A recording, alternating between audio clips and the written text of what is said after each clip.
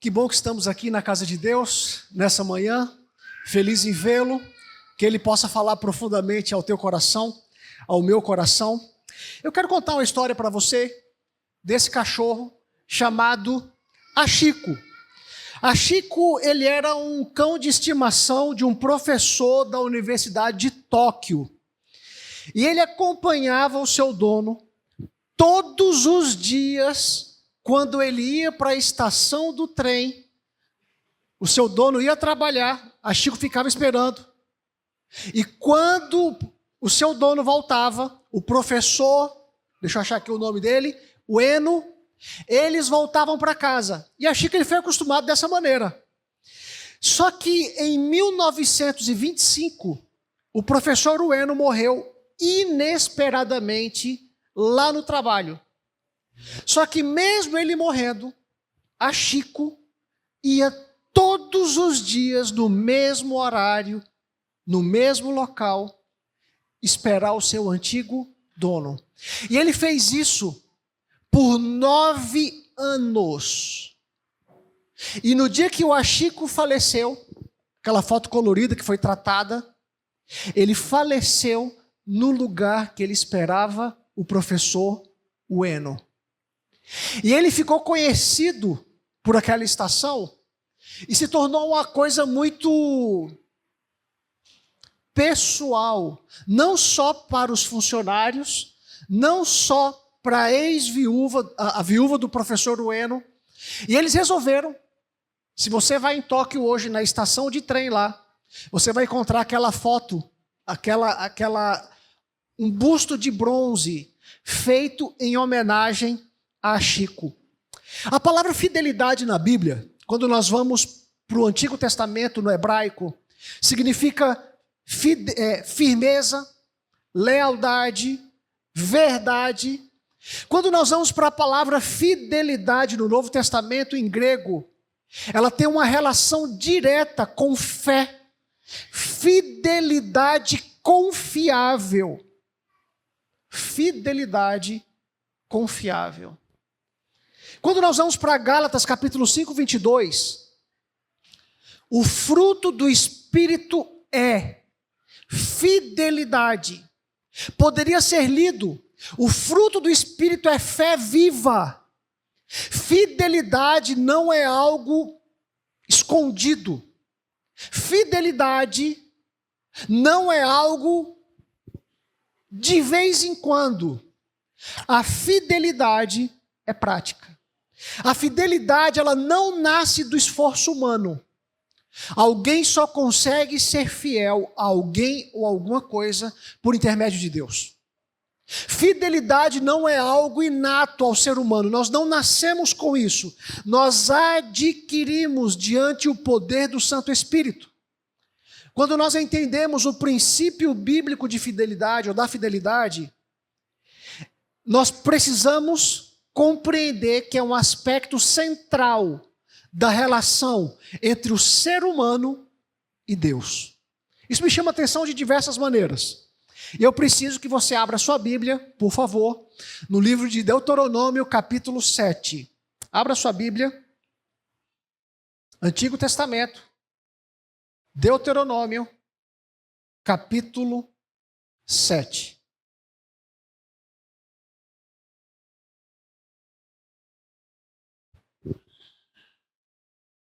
Encontraram? Olha só o que diz aqui no verso 9. Deuteronômio, capítulo 7, no verso 9. Diz o seguinte: a minha tradução pode ser um pouquinho diferente da sua, Nova Versão Internacional, diz o seguinte: saibam, portanto, que o Senhor, o seu Deus, é Deus. Ele é Deus fiel, que mantém a aliança e a bondade por 1000 gerações daqueles que o amam e obedecem os seus mandamentos. Que Deus é fiel, nós não temos dúvidas disso. Se nós desejamos nos tornar pessoas fiéis, nós só conseguiremos mediante a nossa relação e a nossa caminhada juntamente com Ele. A fidelidade não é apenas algo que Deus exige, é algo que Ele é. Ele não pede que você seja algo que Ele não conhece. Ele sabe como que é. Deus não muda, Deus não abandona, Deus não quebra promessas. Toda fidelidade humana é uma resposta à fidelidade divina. Uma pergunta retórica. Você se considera uma pessoa fiel? Daí alguém pode virar para mim e falar: pastor, fiel em relação ao quê? Fidelidade não se refere a coisas. Fidelidade se refere a um estilo de vida. O livro de Lamentações, no capítulo 3, do verso 22 e 23, diz: as misericórdias do Senhor são a causa de não sermos consumidos, porque grande é a tua fidelidade. Tudo aquilo que Deus pode fazer para que sejamos chamados verdadeiramente filhos de Deus, Ele faz. Eu quero trabalhar aqui alguns poucos pontos com vocês, refletindo sobre a fidelidade ou totalmente fiel. O primeiro deles, fidelidade é aliança, compromisso e lealdade. Eu quando encontrei esse texto, eu achei muito bonito. Salmo 101, verso 6. Os meus olhos procurarão os fiéis da terra, para que estejam comigo. Deus, Ele olha para uma categoria diferente de pessoas que são especiais. Aqueles que são fiéis, eu costumo dizer que recebem as bênçãos especiais. Deus procura fiéis. Ele não espera que todos nós sejamos perfeitos, mas que sejamos consistentes, sinceros e firmes. Deus, Ele valoriza, olha aqui para mim um pouquinho. Deus valoriza quem honra compromissos. Se você falar que vai fazer, faça. Se você marcou o horário, cumpra. Se você prometeu, faça. Deus, Ele valoriza quem respeita alianças com Ele e com os outros. Você sabe aqui, alguns que fazem parte da minha comunidade, eu gosto de bichinho. Eu tenho a Tequinha. A Tequinha, mais ou menos aí uns 20 dias atrás, ela pulou. Eu já sabia que ela tinha esse problema da raça. Ela pulou da cama e rompeu. Não teve aquela Ronaldinho Fenômeno? Vocês lembram? Que ele rompeu totalmente o joelho?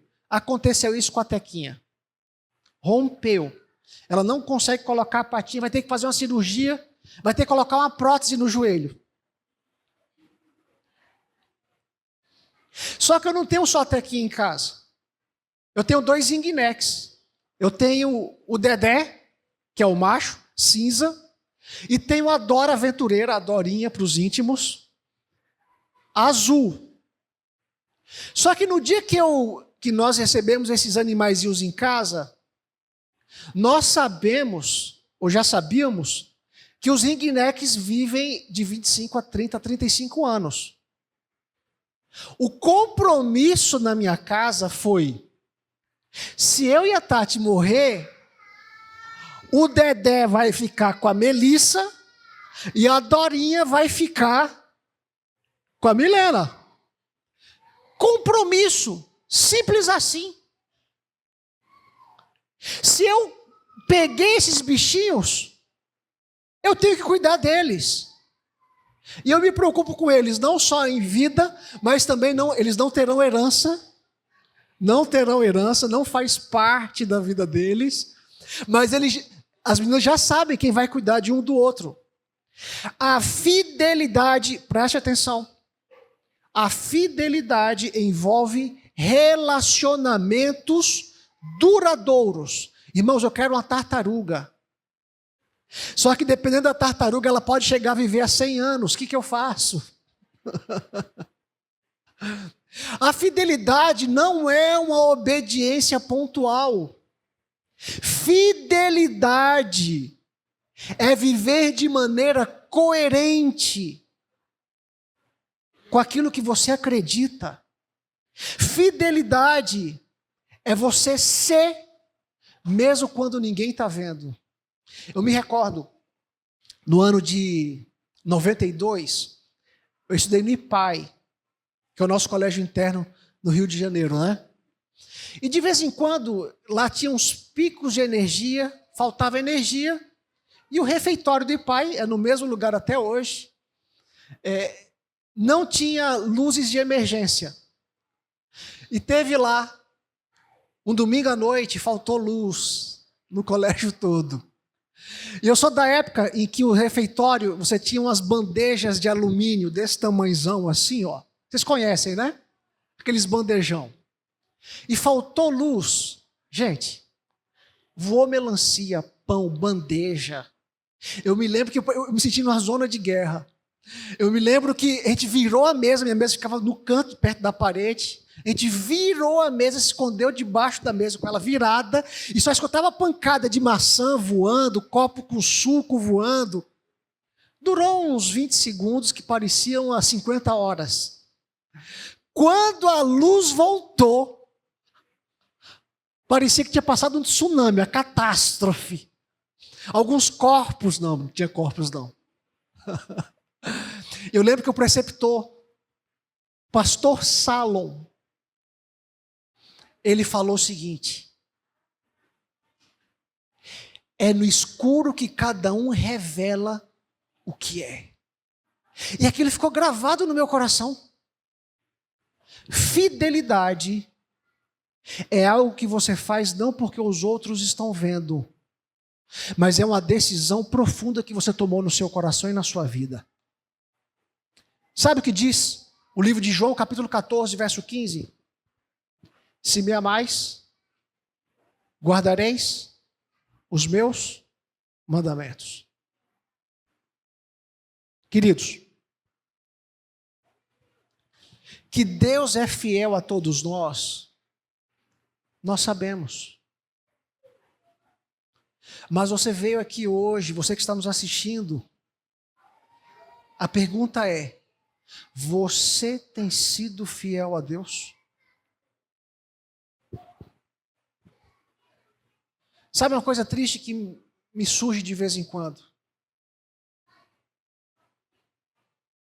Fidelidade é conveniente quando conseguimos aquilo que queremos?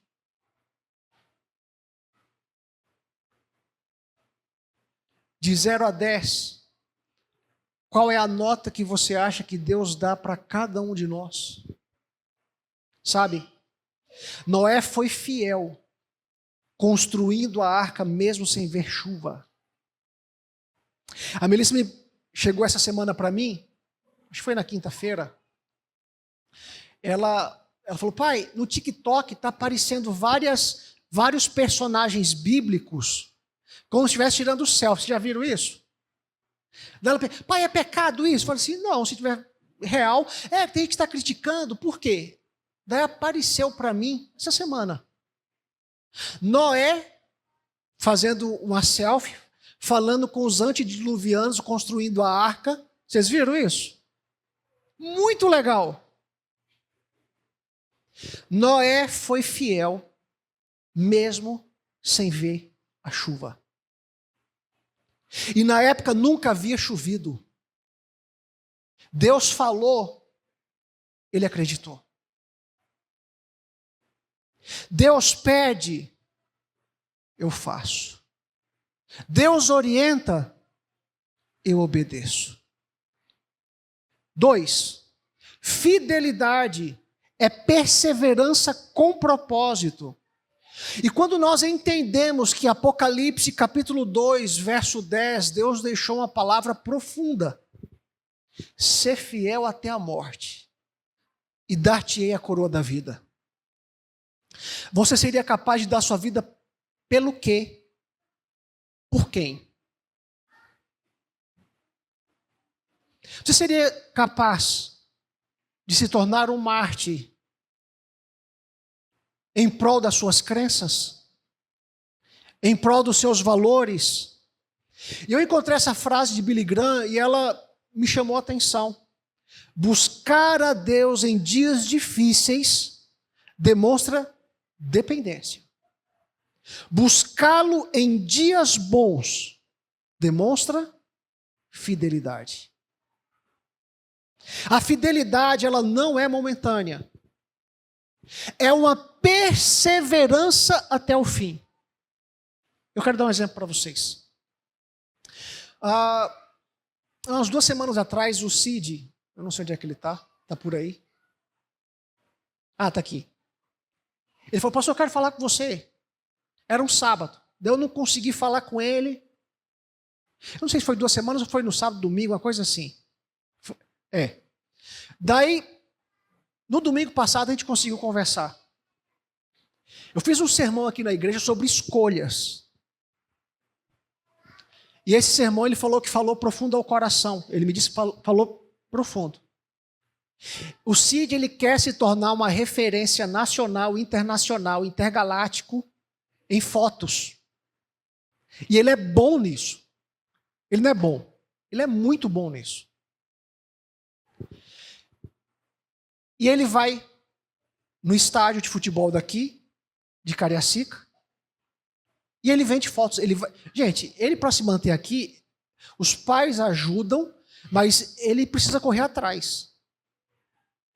E no sábado à noite, ele tem que ir para o estádio, tirar foto e vender as fotos para os jogadores. Ele falou: pastor, eu tenho que estar lá às 5 da tarde. Só que 5 da tarde, que dia é ainda?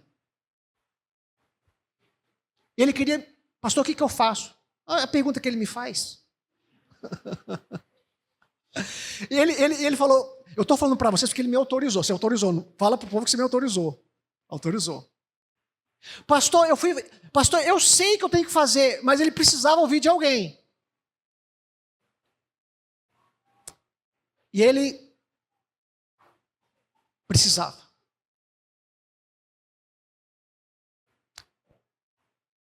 Retorno financeiro. E ele optou para ser fiel a Deus. Ele comprou uma lente, porque ele quer ser uma referência intergaláctica nas fotos. E para isso você tem que investir. Ele comprou, a mãe pagou, e falou assim: mãe, eu vou te pagar todo mês. E ele fez um trato com Deus. Cid é um rapaz que é fiel dizimista, tá? Não ganha muito não. Ele sobrevive. E quando ele tomou a decisão que ele seria fiel a Deus, Deus mandou uns trabalhos para ele imediatamente, que ele pagou quase o valor todo da lente, de R$8.000. 8.000. Eu acho que R$8.000 é muito dinheiro. Daí ele brincou comigo, ele falou uma frase, eu até citei aqui na sala dos jovens hoje. Eu comentei com a Tati e com a Melissa no carro. Eu achei muito bacana. Ele falou: pastor, às vezes eu acho que Deus está me mimando demais. Quando você é fiel a Deus, Deus mima. Porque Deus gosta de pessoas fiéis. Olha só. O fiel permanece com Deus mesmo na dor.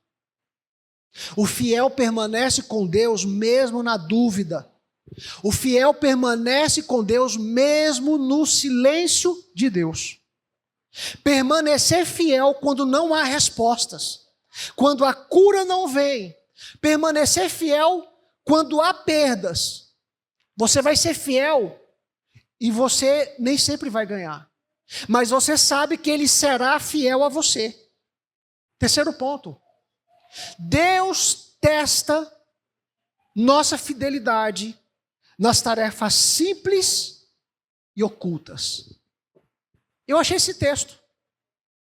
Quem é fiel no pouco, também é fiel no muito. Quer que eu dê um exemplo? Seja fiel a Ele no devocional. Seja fiel a Ele com as suas finanças. Seja fiel a Ele com o seu compromisso na igreja. Com pontualidade. Seja fiel a Ele, mantendo o seu nome limpo na praça. O ano de 2015, eu me surpreendi quando no dia 28 de janeiro de 2015, a gerente do meu banco lá de Brasília me liga. Senhor Flávio, aqui é a sua gerente. Eu estou dizendo aqui que o seu nome foi protestado junto ao Serasa e o SPC. Eu falei, meu Deus do céu. Eu pago minhas contas em dia. Mas você tem que saber como... Não tenho como saber não. Só tem que procurar em Belo Horizonte ainda. Gente, eu fui correr atrás. 2015 isso. Em 2007, no mês de junho, a Tati foi assaltada à mão armada, perto da nossa casa, e que os ladrões levaram o nosso carro. Eu gerei o boletim de ocorrência, o carro tinha seguro, tocamos a vida. Só que o Detran de Belo Horizonte queria me cobrar o IPVA e as taxas do carro de 2008 a 2015. Na época, dava quase 12 mil reais. E eu tive que entrar, foi um ano quase, que eu tive que colocar advogado, eu tive que viajar para Belo Horizonte, provar para o Detran. A minha bênção foi que eu fiz, eu tinha em mãos guardado o boletim de ocorrência do roubo do carro. E eu consegui a isenção, o perdão, e o caso foi encerrado. Queridos, sabe qual que é o nosso sobrenome? Flávio, filho de Deus. Gustavo, filho de Deus. Thomas, filho de Deus. Júnior, filho de Deus. Cid, filho de Deus. Você não pode ter o seu nome sujo e achar que está tudo bem. Existem momentos difíceis na vida. Peça a Deus ajuda para que você consiga organizar as coisas. Quem é fiel no pouco, é fiel no muito. Tudo aquilo que fizerdes a um desses meus pequeninos, a mim, também o fazeis. Eu quero que vocês reflitam comigo. Daniel, ele foi fiel, primeiramente, na oração e alimentação, antes de ser fiel na cova dos leões. São nas pequenas coisas que você demonstra se de fato Deus está ocupando a melhor parte do seu coração e da sua vida. Daí alguns dizem, quando vier o tempo da perseguição, eu vou fazer. Não vai. Não vai. Deus está querendo que você e eu entendamos que se nós queremos ir para o céu, nós temos que começar a viver o céu em seus detalhes aqui na terra. A fidelidade verdadeira se revela no vale e não no monte. Ser fiel quando é difícil, nas provações, na escassez, nas crises. Eu estou contigo, Senhor. O Senhor está comigo sempre. Eu estou fechado contigo. Quarto ponto. Penúltimo. Fidelidade exige coragem. Para aquilo que existe, mas você não consegue ver. Tudo que Deus pede e exige coragem. Porque Ele nos chama para vivermos de maneira diferente. Amar radicalmente, obedecer sem ver, esperar com fé, resistir com firmeza. Fidelidade coloca você em combate espiritual. Tudo na nossa vida é combate espiritual. Tudo que nós fazemos definirá se seremos resgatados pelo Salvador na sua segunda vinda. Nossa luta não é contra carne e sangue, mas contra os principados e potestades. Querida ovelha,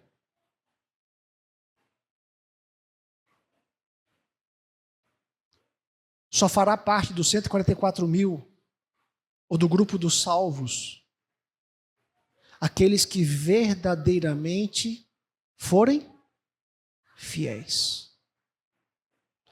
Eu quero, último ponto, o rival de Deus.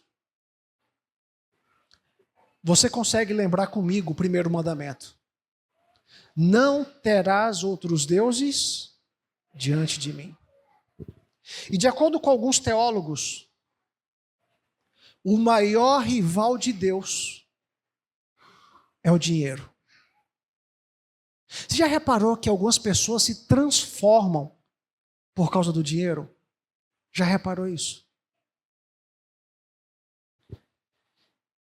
Eu vou realizar um casamento. Esse ano eu vou fazer muito casamento. Eu estou feliz. Eu gosto de ver quando os filhos de Deus se encontram e querem viver juntos para sempre. Daí eu tive uma entrevista semana passada, preenchendo lá algumas questões, tratando do casamento. Daí a pessoa falou para mim o seguinte: pastor, eu estou trabalhando tanto, pastor, porque eu quero ter a minha lua de mel dos sonhos. Eu falei, trabalhe. Mas depois que você casar, não trabalhe tanto quanto você está trabalhando hoje. Olha o que diz Martinho Lutero. Aquilo em que teu coração confia e se apoia, isso é verdadeiramente o teu Deus. Você tem se apoiado em quê? Onde que você tem colocado mais os seus recursos? Engraçado, às vezes eu ganho uma coisa aqui, de família. A Tati também. A Tati, a mãe dela manda um dinheirinho para ela no aniversário dela. Às vezes eu recebo coisa da família também. Só que tudo que eu recebo, a gente até brinca. A gente nunca usa para a gente usa isso e reverte para as meninas lá em casa. Nós colocamos os recursos naquilo que nós valorizamos. Olha só. A honestidade em relação ao dinheiro é um dos maiores testes de caráter que Deus coloca na nossa vida.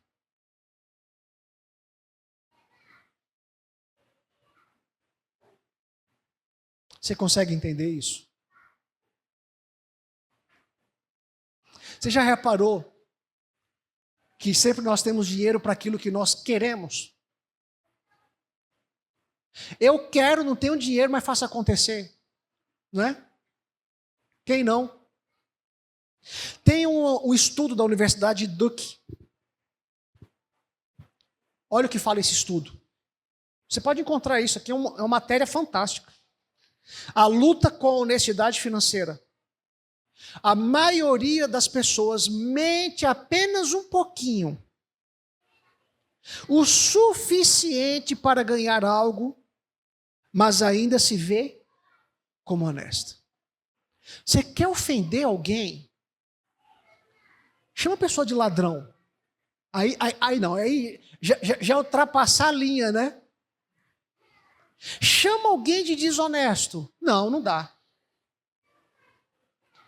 Pessoas sempre têm justificativas para desvios de caráter. Este outro estudo, Instituto Locomotiva, olha o que diz. 1 em cada 3 brasileiros admite já ter mentido para obter vantagem financeira. A desonestidade está culturalmente normalizada, especialmente em situações de ninguém. Imposto de renda. Venceu, acho que ontem, né? Para conseguir tirar lá uma merrequinha, a pessoa é capaz de fazer uma ginástica, uma mobilidade que nem o Pilates é capaz de realizar na criatura.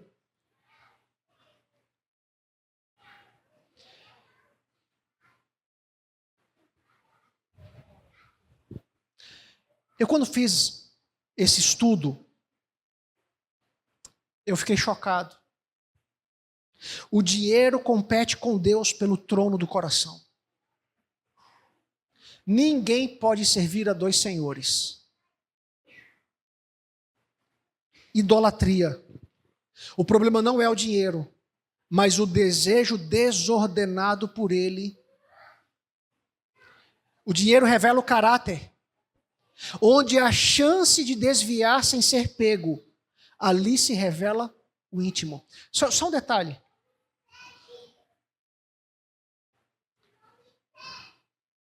Nós encontramos culturalmente no Brasil, nós pré-julgamos a categoria de políticos. Não é? Olha aqui para mim, olha para mim. Olhem para mim. Nós falamos muito dos políticos. Só que os políticos revelam o que acontece no cotidiano da sociedade. Desonestidade, ponto 3. Fraudes pequenas, sonegação, propinas, troco errado, muitas vezes são vistas como esperteza, não consideram pecado. Eu me recordo que na Norte-Sul tinha um posto Ipiranga, indo daqui para a Serra, pegando a Norte-Sul. Era Ipiranga. Só que eles mudaram a bandeira do posto agora. E eu abastecia sempre o carro ali. Eu fui abastecer o carro, eu abasteci, paguei, fui para casa. Só que, por questão de segurança, toda compra que eu faço no cartão de crédito, eu recebo mensagem no celular. E eu peço a notinha fiscal do abastecimento. E eu cheguei em casa, eu fui ver a mensagem de quanto tinha sido o valor. O cara errou, em vez de ter cobrado 156, ele cobrou R$56. Eu falei, faltou 100. Eu não sou melhor do que ninguém. Eu não sou padrão para ninguém. O padrão é Deus e a sua palavra. Mas aquilo me incomodou tanto, falei assim, não, eu tenho que ir lá devolver. Fui. O frentista não estava lá. E eu chamei o gerente do posto para poder fazer, mostrei a mensagem, levei a nota fiscal. Daí o gerente falou para mim, ele estava desesperado mesmo, o frentista. Porque, tirando esse dinheiro dele, ele está passando por dificuldades na família de saúde. Ele ficou desesperado, R$100. O meu sobrenome é filho de Deus. O seu sobrenome é filho de Deus. Quando nós olhamos o ponto 4, dá poder. Quando as pessoas têm controle sobre recursos, podem cair na tentação de manipular, esconder ou explorar.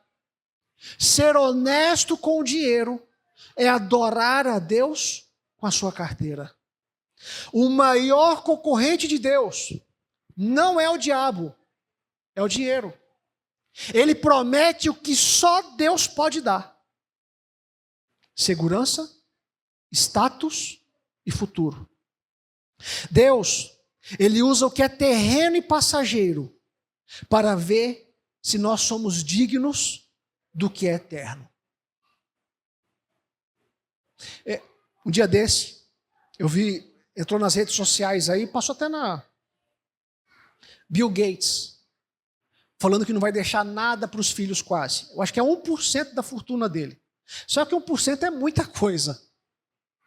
É muita coisa. E ele falou na entrevista, quando eu morrer, eu não vou levar $1 do que eu construí. Eu sempre tenho batido na mesma tecla de que a gente tem que fazer as coisas dar certo hoje. Porque nós temos apenas uma vida. E com os anos que você tem de vida, você tem que escolher, porque vai determinar se você vai ter uma eternidade ou não. Eu morei na casa de um tio por quase 2 anos. E ele muito bem de vida. E ele tinha o costume de... Na época não tinha muito cartão de débito, essas coisas. Cartão de crédito era... Quando o cartão de crédito você tinha que colocar num carbono lá e passar. Assim. Ele deixava dinheiro sempre nos cômodos. E eu olhava e falava assim, por que ele deixa esse dinheiro em todo lugar? Será que ele não fica com medo de alguém roubar? Mas por que alguém da família roubaria? Deus, ele coloca recursos na sua mão e nas minhas mãos. Porque ele procura filhos fiéis. Eu quero terminar mostrando o estudo da Universidade de Notre Dame. Olha que bonito isso. Pessoas que frequentam cultos religiosos regularmente são mais propensas à honestidade financeira, mesmo em situações anônimas. Isso reforça, ficou pequenininho ali, isso reforça que espiritualidade e fidelidade financeira andam juntas. E eu quero terminar convidando você para abrir a sua Bíblia mais uma vez. Só que agora no livro de Josué, capítulo 24. Abra a sua Bíblia. Josué, no capítulo 24.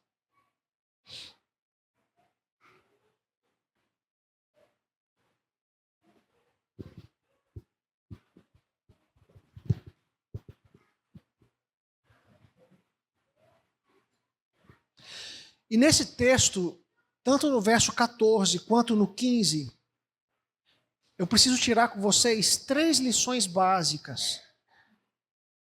Vamos ler, verso 14 e 15? Agora, temam o Senhor e sirvam-no com integridade e fidelidade. Joguem fora os deuses que os seus antepassados adoraram. Olha para mim aqui um pouquinho. Qual que é o seu Deus? Qual é o buraco na tua frente que tem te derrubado quanto à fidelidade a Deus? Com o nome que você carrega? Naquilo que você acredita? Nos recursos confiados? Verso 15. Se, porém, não lhes agrada servir ao Senhor, escolham hoje a quem irão servir. Sabe o que Deus está dizendo aqui? Parar de ter vida dupla. Fazer de conta. Deus não quer que ninguém faça de conta. Defina. Se posicione. Tome uma decisão. Verso 15. Se, porém, não lhes agrada servir ao Senhor, escolham hoje a quem irão servir. Se aos deuses dos seus antepassados, que serviram além do Eufrates, ou aos deuses dos amorreus em cuja terra vocês estão vivendo. E Josué fala, mas eu e a minha casa serviremos. Em outras palavras, ele disse, eu e a minha família seremos fiéis a Deus. 3 lições. Primeira delas, perseverança. Olha o que diz o verso 14, a primeira linha. Agora temam o Senhor e sirvam-no com integridade e fidelidade. Isso aqui é perseverança. Quando nós olhamos aqui no verso 15, escolhei hoje a quem servir. Sabe o que significa? De maneira voluntária. Deus quer a sua fidelidade voluntária. E quando nós observamos o terceiro ponto, relacional, quando Josué fala, eu e a minha casa serviremos ao Senhor, aqui é uma aliança pessoal e familiar. Fidelidade nasce de um relacionamento com Deus. Ninguém é fiel longe de Deus. Ninguém. Fidelidade é algo que Deus coloca no teu coração. É algo que Ele faz em você. E que você reconhece que Ele coloca o melhor. Ele nos oferece aquilo que nos faz pessoas menos egoístas. Seja fiel ao seu cônjuge, mesmo quando o casamento passar por fases difíceis. Seja fiel com integridade, mesmo quando ninguém estiver olhando. Seja fiel em devolver o dízimo e viver uma vida honesta financeiramente dizendo.